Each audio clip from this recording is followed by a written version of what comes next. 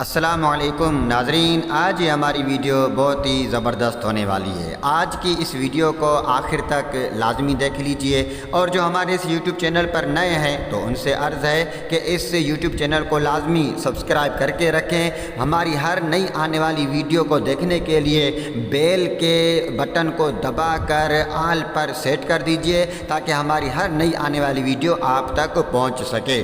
تو آئیے شروع کرتے ہیں کہ آج کی اس ویڈیو کے اندر میں آپ کو کیا بتانے والا ہوں۔ میں آپ کو اس ویڈیو کے اندر ایک آسان سا وظیفہ بتانے والا ہوں۔ بہت ہی زبردست وظیفہ ہے، یہ زبان پر آرام سے جاری ہو جائے گا اور یہ بہت طاقتور اور پاورفل وظیفہ ہے۔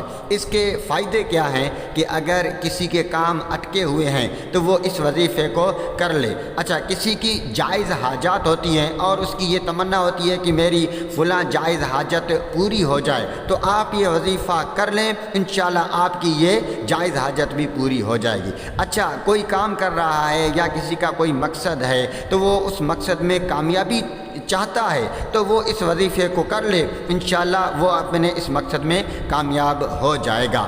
دشمنوں کا ڈر ہے تو دشمنوں کی مغلوبی کے لیے یہ وظیفہ بھی انتہائی مفید ہے۔ تو وہ وظیفہ کون سا ہے اور یہ کتنی تعداد میں پڑھنا ہے اور کیسے پڑھنا ہے، آئیے میں آپ کو بتاتا ہوں۔ وہ وظیفہ ہے اللہ ربی لا شریک لہ، اللہ ربی لا شریک لہ۔ تو یہ وظیفہ آپ نے 874 مرتبہ پڑھنا ہے، اول آخر 11 مرتبہ درود پاک پڑھنا ہے۔ مراد کے حاصل ہونے تک اس وظیفے کو روزانہ پڑھ لیجئے، وقت کی کوئی قید نہیں ہے۔ باوضو قبلہ رو دو زانوں بیٹھ کر اس وظیفے کو پڑھ لیجئے۔ اچھا، یہاں تک اس وظیفے کی تعداد اور طریقہ ہو گیا۔ اس کی ایک اور بات میں آپ کو بتاؤں کہ اسی وظیفے کو آپ اٹھتے بیٹھتے چلتے پھرتے ہر حال میں بے گنتی اور بے شمار اپنی زبان پر جاری رکھیے، انشاءاللہ پھر اس وظیفے کا کمال دیکھیے۔ اللہ تعالیٰ آپ کی حاجتیں پوری فرما دے گا،